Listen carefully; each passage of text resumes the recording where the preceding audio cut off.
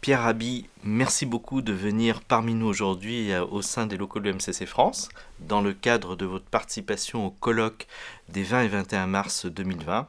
Nous sommes très très heureux de vous accueillir, particulièrement vous, parce que vous faites vraiment partie des personnages qui marquent, qui marquent l'imaginaire des coachs professionnels que nous allons accueillir, mais aussi des DRH qui sont souvent très engagés dans des approches assez complexes autour de l'humain dans les entreprises, de dirigeants. On va accueillir des dirigeants qui sont eux-mêmes très très engagés sur une réflexion de la place de leur entreprise dans la société, leur rôle, etc. Donc vraiment, vous contribuez à la mise en conscience des acteurs de cette planète, et nous sommes donc particulièrement heureux de vous interviewer aujourd'hui. Moi, je suis honoré de votre accueil et je vous en remercie. Merci Pierre. Alors, vous savez, ce qu'il y a de très important pour nous d'abord, c'est de découvrir un peu qui est la personne que nous avons en face de nous. Oui. Et c'est souvent à travers ce qui a jalonné son histoire, Oui. et qui fait qu'elle est ce qu'elle est aujourd'hui. Alors, si vous pouviez nous dire quelques mots de vous. Oui, Pierre Rabhi, c'est déjà 50 kilos tout mouillé, hein, c'est pas, vous voyez bien, voilà. Mais avec une histoire, comme chacun de nous, est-ce qu'on peut appeler ça le destin ou autre? Je suis né dans une petite oasis du sud de l'Algérie. Et il se trouve que dans cette petite oasis s'appelait Kenazza, les Français en arrivant ont découvert la houille, le charbon. Il a fallu donc exploiter ce charbon et à ce moment-là, ça a été un bouleversement général de notre mode d'existence parce que la cité avait été faite par un thaumaturge, c'est-à-dire quelqu'un qui était un soufi, donc non violent. Donc le soubassement était très très très très beau de cette non-violence. Et l'arrivée évidemment des Français, l'extraction du charbon a bouleversé nos systèmes. Et dans ce bouleversement, mon propre père, qui était forgeron, musicien, etc., se pose des questions sur l'avenir. Il était normal qu'il le dise. Est-ce que ce mode d'existence qui nous est imposé est quelque chose dans lequel on doit rentrer nos enfants, etc.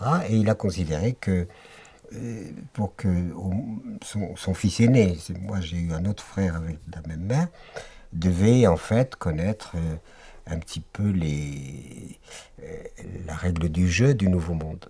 Il se trouve que on était orphelin de mère, et à ce moment-là, mon père me confie à des Français sans enfants pour leur dire, écoutez, à leur demande d'ailleurs, instruisez-le, mettez-le un jour de vos valeurs et de votre civilisation, mais à la condition qu'il reste un bon musulman. Et donc ce père, pressentant ce changement historique, donc a voulu que je sois, disons, au fait de ce changement et que je puisse y trouver ma place.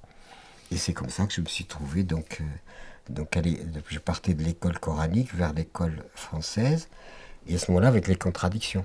Avec les contradictions, notamment théologiques, on peut partir des contradictions théologiques, où l'islam dit que Dieu n'a pas engendré, n'a pas été engendré, et de l'autre côté, donc, pas de filiation, il est totalement transcendant et n'a rien à voir avec l'histoire humaine.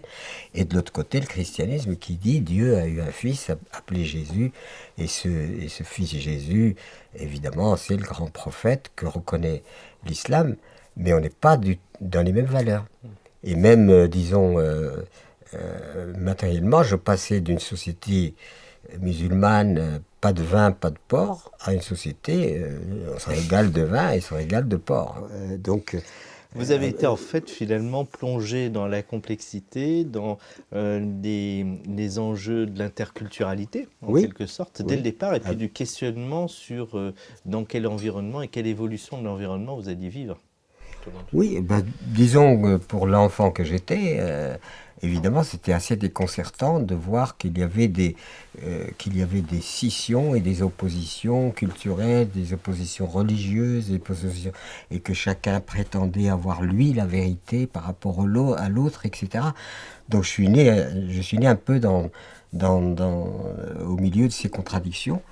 Ce qui m'a amené au bout d'un moment d'essayer de comprendre par moi-même. Donc j'ai lu beaucoup de philosophes. Je je me suis intéressé aux philosophes en disant, mes études évidemment sont restées au certificat d'études et je ne suis pas allé plus loin. Hein. J'ai qu'un certificat d'études à exhiber aujourd'hui. Mais à la fois, je voulais quand même approfondir et comprendre. Et donc, je suis allé vers les philosophes en disant, ces gens-là sont des gens qui se sont posé les questions fondamentales sur le sens de la vie, le sens de l'humain, le sens de... Et j'ai lu, et j'ai vu qu'il y avait des philosophies contradictoires. Il n'y avait pas unanimité. Et je tombe sur le grand Socrate. Immense philosophe, mais qui dit quoi? Tout ce que je sais, c'est que je ne sais rien. Alors toute cette mythologie, si vous voulez, a été le départ de mon propre destin a été nourri par toutes ces choses-là. Et du coup, après une phase où on est déconcerté, parce qu'on dit qui a raison, qui n'a pas raison, etc., eh bien, on finit par se retailler son propre chemin. Et je suis passé par une initiation très importante. C'est que j'ai quitté l'Algérie en pleine guerre d'Algérie. J'ai pas fui, je suis parti, c'est tout. Ne sachant pas où j'allais, j'avais quelques petites adresses et je suis arrivé à Paris. Et à Paris, après avoir travaillé à Oran, dans la banque.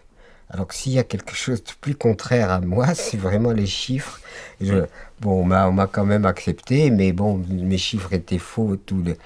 Je devais faire la balance, vous savez, crédit, débit, etc.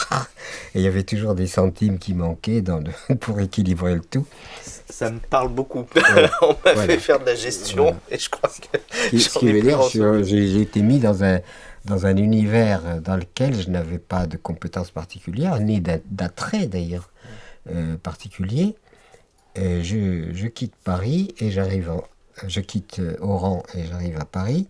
Et à Paris, je cherche un boulot. On me dit, qu'est-ce que vous savez faire? Je ne savais pas faire grand-chose, donc je suis devenu OS, ouvrier spécialisé. Et quand on vous dit ouvrier spécialisé, c'est très gentil, parce qu'en face, on dit l'ouvrier spécialisé, celui qui n'est spécialisé en rien. Voilà. Donc je suis rentré dans ce monde de l'entreprise et j'avoue qu'au bout d'un moment, je trouvais que c'était carcéral. À tort ou à raison, donner 8 heures tous les jours de sa vie en attendant les vacances, ça équivalait à quelqu'un qui disait il y a 11 mois de coma et 1 mois de réanimation, quoi. Enfin, aller rattraper un peu le retard pour jouir de la vie, de la nature, etc. Et on va un peu glisser sur la neige, et on va ceci, cela, et on se rattrape pour... Alors que la nature étant omniprésente, nous étions faits quand même pour être constamment avec la nature.